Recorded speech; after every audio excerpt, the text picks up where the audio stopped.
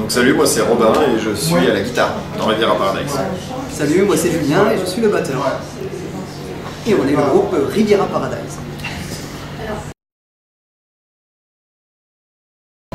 Alors, le groupe a démarré en 2014, mais il y avait un autre line-up, un autre guitariste, Robin, et notre bassiste Florent Gaillard, toujours là à l'heure actuelle.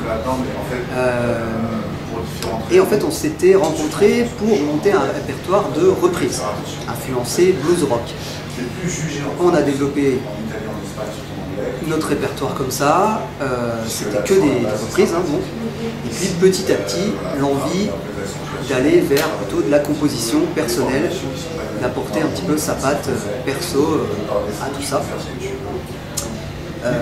Et c'est vraiment à partir de 2018 qu'on a pris la décision de dire bon bah on avait déjà essayé de faire quelques petites compositions et en 2018 on a dit bon bah là on veut aller vers la composition, donc on va essayer de trouver un chanteur pour que le guitariste lui voulait vraiment se concentrer plus sur la partie guitare et qu'il y ait vraiment un chanteur qui prenne vraiment le lead en frontman.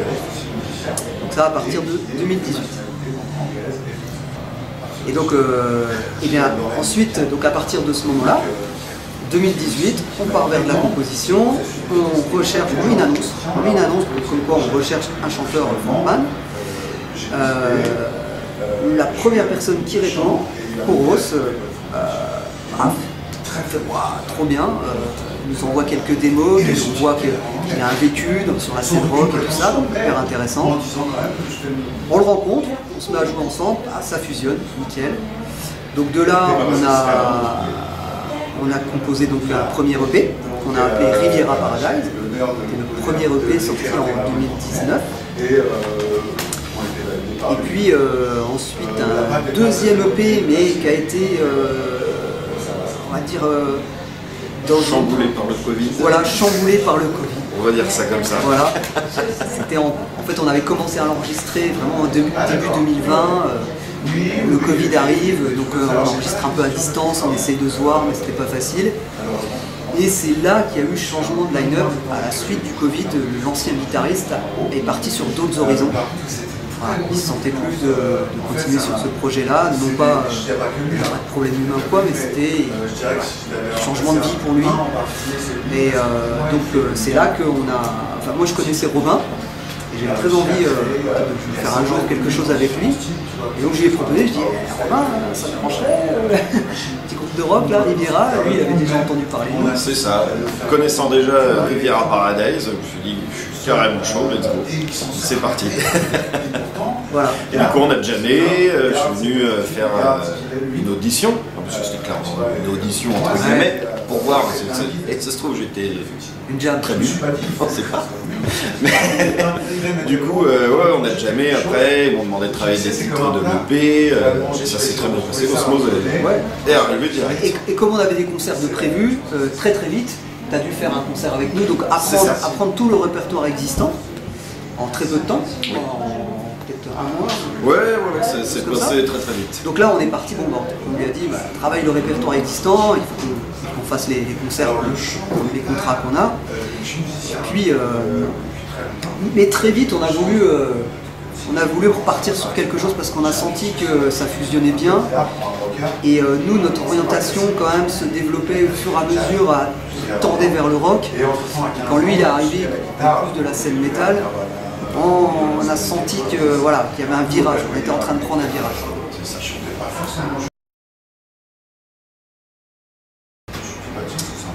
Alors, Riviera Paradise, en fait c'est un titre de Stevie Ray Vaughan à la base. Comme on avait monté le groupe et qu'on faisait un tribut, voilà, et on mélangeait Jimi Hendrix, Stevie Ray Vaughan. Voilà. Mais c'est aussi parce que c'est ce qui fait la liaison entre le rock US et la French Riviera. On est des Français, moi j'adore la Côte d'Azur en plus, tu vois, la Riviera Paradise ça me fait rêver. Et en même temps c'est le lien entre les US et la France. Donc on a trouvé que garder ce nom, parce qu'on aurait très bien pu changer de nom, changement de line-up, direction plus rock, on aurait pu changer de nom. Et en fait, moi je trouvais que non, qu'il ne fallait pas changer de nom, parce que ce nom, en fait, c'est nos racines, c'est le développement du groupe qu'on en a fait là sur 10 ans maintenant. Et voilà, il fonctionne bien. C'est un nom qui nous correspond. Tu vois, on est français, la Riviera Paradise c'est la France, et en même temps c'est un nom anglais, quoi. International même. Tu demandes même à un Chinois qu'est-ce que c'est la Riviera Paradise. Ah, c'est le Côte d'Azur, ça c'est le soleil, c'est un côté rock'n'roll aussi tout ça. C'est ça, ouais, c'est la liaison vraiment entre l'Occident, l'Amérique, tout ça, et avec nos origines françaises. C'est bien géographiquement que musicalement, on est vraiment attiré plus par ce genre de musique-là, orienté rock US. Steve et Ray Vaughan, ça a été le point de départ, si tu veux, de pourquoi on a monté ce groupe-là. En même temps, tu sais, le morceau Riviera Paradise de Steve et Ray Vaughan, il est très particulier parce que c'est un morceau qui est plutôt axé jazz qu'au blues. Donc c'est contradictoire avec ce qu'on fait maintenant. Mais déjà à l'époque, on avait choisi ce titre parce que ça correspondait à la France. Pas tant pour Riviera Paradise, mais vraiment parce que c'est français la Riviera Paradise. C'est un symbole aussi de la France qui est rare. Ok. Moi j'en ai plusieurs. Quand j'étais plus jeune, déjà téléphone, en français, ACDC. Après je suis passé de ACDC à System of a Down. C'est ça, il y a eu une cassure de groupe, de style musical où vraiment on m'avait parlé de System of a Down, j'ai mis le CD dans ma voiture et j'étais tellement pas habitué à ce genre de sonorité qu'en fait j'ai eu l'impression que l'album, j'avais acheté un album qui était mal fait, parce que je changeais de chanson, j'entendais la même chose que du... Je me suis dit merde, c'est bizarre. Et en fait à force d'écouter, du coup là j'ai compris vraiment ce qu'était le metal, et de là c'est parti. J'ai écouté du Black Sabbath, du Black Label Society, du Périphérie, ce genre de choses. Je suis vraiment orienté là-dedans, plus metal et heavy metal. Moi j'ai été vachement bercé par l'influence des groupes rock US années 90, donc la période fusion. Moi c'est plus la période fusion, Rage Against the Machine, Nirvana aussi, Metallica et tout ça. Mais vraiment, les groupes comme Rage Against the Machine, moi ça m'a marqué. Vraiment, après Audioslave et tout ça. Les Red Hot aussi, les Red Hot Chili Peppers. Côté fou, côté punk un peu, tout ça.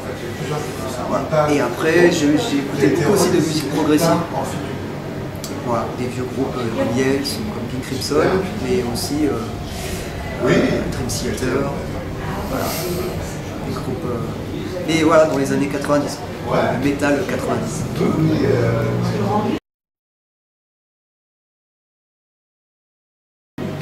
Et bah, bien. Non, en fait, on a enregistré au studio à la Forge à Sang, qui est situé à Torcy en Ile-de-France. Et c'est un peu spécial parce que ce studio fait plus de l'accompagnement de groupe que vraiment l'enregistrement studio. Ils ont la structure pour enregistrer, mais ils font beaucoup d'accompagnement musical. Et moi j'ai un copain qui travaillait là-bas et qui nous a dit mais il faut absolument que Riviera Paradise vienne enregistrer son album chez nous. On a des nouveaux locaux, infrastructure totalement changée, tout renouveau. Et du coup c'est comme ça qu'on s'est inscrit à la Forge et on a enregistré tout là-bas. Voilà, c'est Steven Bone qui a géré la réalisation, enregistrement et mixage de l'album. On le remercie d'ailleurs parce qu'il a fait un travail énorme sur une année. Sur une année, mais on n'y était pas tous les jours. Ça s'est passé sur une période de une année. Enregistrement et mixage. Et mixage.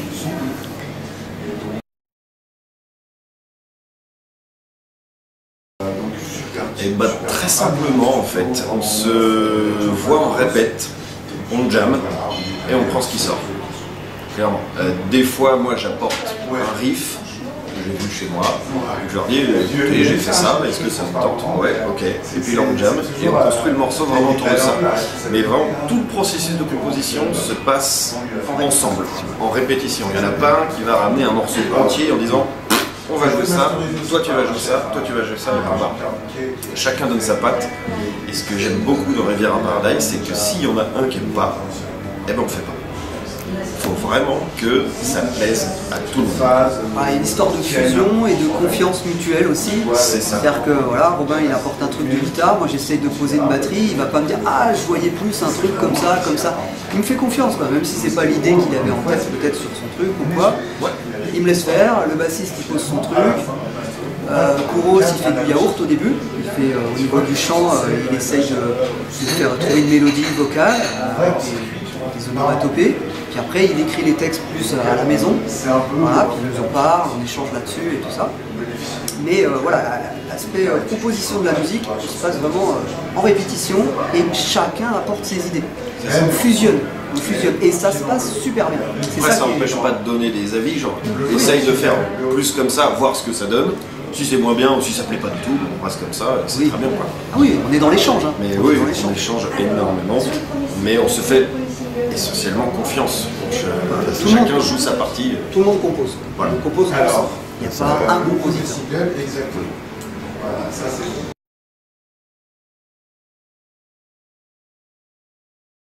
L'album comporte 10 titres qui ont été sélectionnés naturellement. En fait, il y en avait même 9 au départ, et il y en a même un 10e qui a été rajouté. Le dernier, la balade, c'est fait presque en studio. Hein. Oui, c'est vrai. C'est fait en studio. Il y avait une idée comme ça qui traînait, on s'était dit on verra. Et on l'a fait en studio. Comme ça, un jour on a dit finalisé un moi je me souviens, c'était même un jour on devait partir à 16h du studio. Il était 15h30. On a dit vas-y, on essaye quelque chose. On l'a tous enregistré comme ça, one shot. À la fin, on a réécouté, on a fait bah c'est ça, on garde. C'est ça. On a gardé. J'ai apporté les accords que j'avais composés dans mon vin, j'ai dit est-ce que ça vous plaît? Et puis vraiment on a composé le morceau en 30 minutes. Quoi, ouais. Après bon, bien sûr, oui, et tout ça. Mais la base, le noyau dur c'est ça. Ouais. Et après bien sûr on avait plein d'idées qu'on a testées pendant. En fait on a passé une année à chercher des idées, à composer les morceaux et une année à les enregistrer. En fait pour moi c'est simple, les 10 morceaux qui sont sur l'album c'était les morceaux qui ont abouti. C'est-à-dire, comme je disais avant, s'il y avait un truc qui ne plaisait pas, on ne faisait pas. Donc en fait, on n'a pas choisi, on a fait 10 titres aboutis. On a choisi au moment où on était. Et quand il y avait, on essayait un truc, on le met de côté, on verra plus tard. Peut-être qu'il y a des idées qu'on a enregistrées, parce qu'en fait on a un studio de répétition où on enregistre tout. C'est ça aussi notre force, c'est que quand on répète, on enregistre. Tout est enregistré en maquette, hein. Oui. C'est pas le studio définitif, mais on enregistre tout. C'est-à-dire qu'on peut se permettre de jammer, puis après de réécouter les idées. Ah oui, on a des traces de morceaux. Voilà. Tu dis, ah ouais, vraiment, on a fait ça. D'accord. Non. Fini, non. Il y en a qui sont en cours de composition, parce qu'on s'est remis à composer du coup avec la fin de l'album et la sortie de l'album. On s'est remis à composer, et c'était vraiment un truc qui nous manquait. On s'est dit, bon la prochaine répète, ce serait bien qu'on recommence un petit peu à faire ce qu'on kiffe, quoi, parce que c'est bien de s'occuper de la veston de l'album. D'ailleurs, on remercie encore une fois Julien qui a tout géré quasiment tout seul. C'est le meilleur. Et du coup, à la fin de la sortie, on s'est dit, ouais, faut recommencer à composer, et puis ça n'importe quoi. Donc on en a déjà 2 sur les rails. Donc après, à voir ce que ça va donner. Cet album, de toute manière, c'était un départ pour nous. Ready for More, tu vois, ça veut dire ce que ça veut dire. On est prêt, là, maintenant, on a trouvé notre façon de travailler.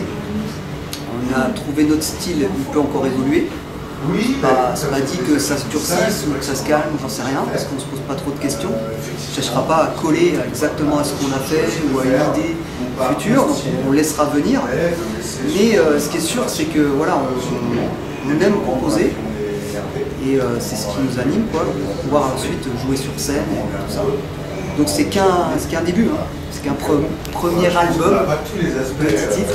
Avant ça, il y a eu 2 EP, mais là c'est le premier album et c'est pas le dernier.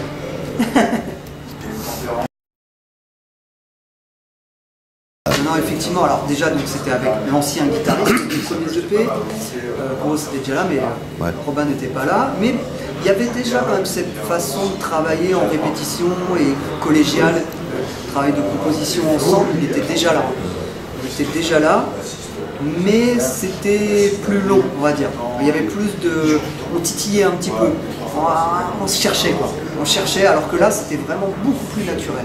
Avant on cherchait un peu plus, on revenait plusieurs fois sur des idées, on changeait des idées. C'était ensemble, mais plus long, plus compliqué. Alors que là ça a été très très facile. C'est ça, parce que je ne sais pas exactement comment ça se passait avant que je n'étais pas là, mais moi c'est la première fois que je suis dans un groupe de composition où on fait une répète, j'ai halluciné. En fait l'osmose s'est fait tellement bien et on perdait tellement pas de temps, avec ce que je disais tout à l'heure, si ça plaît pas, on continue pas, ça sert à rien. À la fin de la répète, on avait une compo quasiment finie, quoi, le couplet en pont. En gros, on a dégrossi plus tard, mais on avait vraiment les trois quarts du morceau quasiment abouti en une répète. Et ça, tout l'album quasiment, mais c'est ça, c'est ça, et d'être sur la même longueur d'onde en fait. Et c'est ça qui est assez ouf avec ce groupe-là, c'est qu'on se prend pas la tête avec des chichis. Tiens, essaye ici, tu fais un truc un peu plus non, on envoie, si ça sonne, ça sonne, si ça sonne pas, c'est que c'était pas le bon truc. Voilà. C'est pour ça que le processus de composition, je trouve ça fabuleux au Sound par exemple. Et pendant le processus de création, oui, on répétait toutes les semaines. On répétait toutes les semaines. Après, bon, on est tous musiciens, on a tous pas mal d'activités, donc on n'est pas non plus le groupe où on passe 3 jours ensemble par semaine. On essaye d'être efficace sur les moments où on se voit, d'être hyper efficace. Et puis voilà, mais on se voit régulièrement. Ah.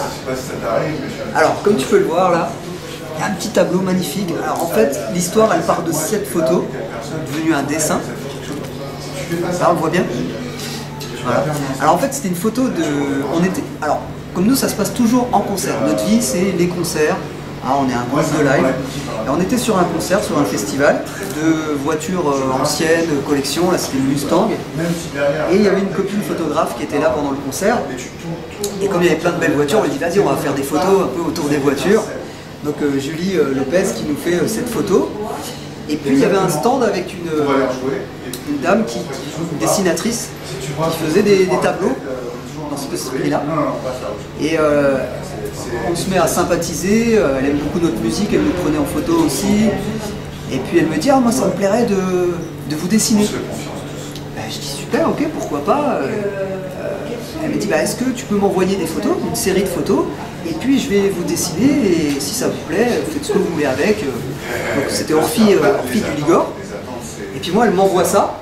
Donc première photo qu'elle m'envoie, premier dessin. J'ai envoyé la photo avec la voiture, elle nous dessine. Je fais waouh, c'est super. Franchement le dessin me plaît quoi. Le coup de crayon me plaît, le côté artisanal me plaît, enfin nous plaît. Et du coup, je dis aux copains, regardez, on pourrait, au lieu de partir dans un truc de graphiste, de vraies photos, pourquoi pas partir de quelque chose d'artisanal, qui vient d'un artisan. Et du coup, l'idée, c'était de faire une pochette d'album qui soit un tableau. C'est pour ça que, tu vois, notre pochette d'album, c'est un fond blanc, c'est pas un fond noir ou jaune, c'est une toile de tableau. Tu vas prendre de vinyle, c'est plus grand. Oui, voilà. Ah voilà, le vinyle. Ouais, vinyle. Donc voilà, on a repris ces dessins, elle nous a fait toute une série de dessins, on a repris les dessins. Voilà. Ensuite, il y a un graphiste qui a travaillé sur la mise en page, sur le logo, sur tout ça, Olivier Cascarino, qui nous a mis en page tout ça. Mais voilà, ce qui est génial, c'est que nous, on est des artisans de la musique et on a fait appel à des artisans de l'illustration pour nous aider à faire, des artisans professionnels, mais de l'illustration, pour nous aider à faire cette pochette qui est finalement très jolie. Quoi. Je ne sais pas ce que vous en pensez, mais... Vous avez vu notre pochette? Elle est belle, hein? Elle est belle, belle pochette. Non mais voilà, après... Voilà, ça nous représente l'effet, c'est nous quatre, Riviera Paradise, c'est nous quatre. On est groupés comme ça, c'est un travail de groupe. Et en même temps, on est des artisans, donc c'est un dessin. Julien nous a montré ça, du coup, Ça, c'est vraiment le premier truc qu'elle nous a envoyé. Et c'était encore un croquis, c'était pas finalisé. Et vraiment, on a adoré le concept du truc. C'était tellement stylé. On s'est dit, bon bah, let's go pour ça quoi. Voilà, puis après le travail du logo, tu vois, de comment mettre en valeur le R, qui marque quand même le côté rock. Voilà, R, rock. Mais en même temps le P mélangé dedans. Voilà. Avec de pochettes, voilà, mais fait avec des gens passionnés qui avant tout aimaient notre musique. C'est des gens, la dessinatrice, c'est parce qu'elle nous a vus en concert qu'elle a eu envie de nous dessiner. Oui. Et le graphiste, pareil, c'est quelqu'un qui est venu nous voir en concert, on connaît bien, hein, mais c'est un mec de la famille même. Mais c'est quelqu'un qui aime notre musique, qui avait envie de travailler sur notre pochette. Après, pour la pochette, il y a eu plusieurs propositions. Ah oui. Où on a donné quand même un peu notre avis, un minimum. Ah, pour la mise en page, pour... oui, mais c'est le dessin, non quoi. Le dessin, moi elle m'a proposé les dessins, j'ai dit bah celui-là il me plaît, celui-là il me plaît, celui-là il nous plaît. On les a rassemblés, hein, c'était 4 dessins séparés, donc on les a rassemblés. Et on a dit banco quoi. Et ça part quand même d'un truc... encore une fois de confiance quoi, entre une dessinatrice et nous, forcément une histoire de mise en page, après des choix, tu vois. Mais on n'a pas eu 50 pochettes à choisir. Hein. Oui. Oui, ils ont tous été extrêmement efficaces, ils nous ont écoutés et une autoroute. Ouais. Nous on a su faire confiance et ils ont su trouver ce qu'il fallait qui allait nous plaire. Ok.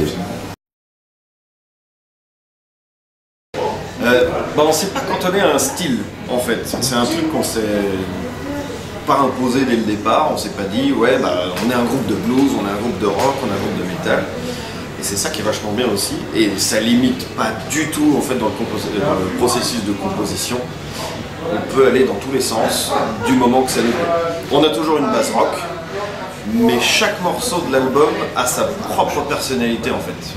Il y en a qui seront plus un petit peu blues, il y en a qui sont plus métal vraiment dans l'âme, d'autres un peu plus atmosphériques, et on ne s'est pas posé de limite par rapport à ça. Si on devrait définir rock, voilà, c'est bien. On fait du rock, on fait du rock. C'est toujours compliqué, tu vois, de dire est-ce que... Parce que c'est vrai qu'on se posait la question, tu vois, hard rock, power rock, rock metal, heavy blues.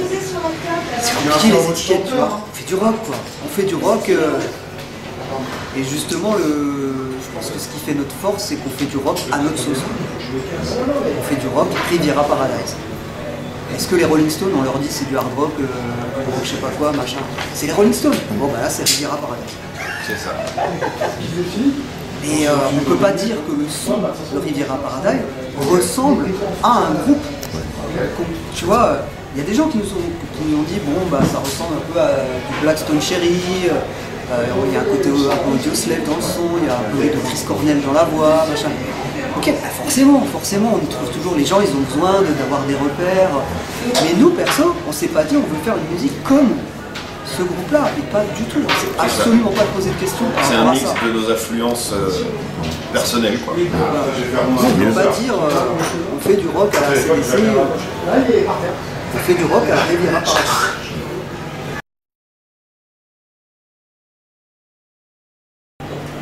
Mort ou vivant? Peu importe. Alors moi, s'il y a bien un artiste que je kifferais, c'est Zakk Wylde. Ah, on fait la première partie de Black Label Society. Oh là là. Ouais. Et il y a les tétons qui pointent un peu. Non. Et toi? Moi je sais pas. Franchement je sais pas. Je saurais pas quoi répondre. Moi je prends du plaisir à chaque fois que je suis sur scène, peu importe avant quelqu'un ou pas. Je saurais pas. Je sais pas quoi te dire.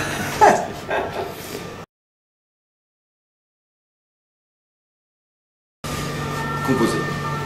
Ah bah, on est déjà dans la promo de tout ça, hein. Faire connaître quand même le plus possible notre album et notre musique.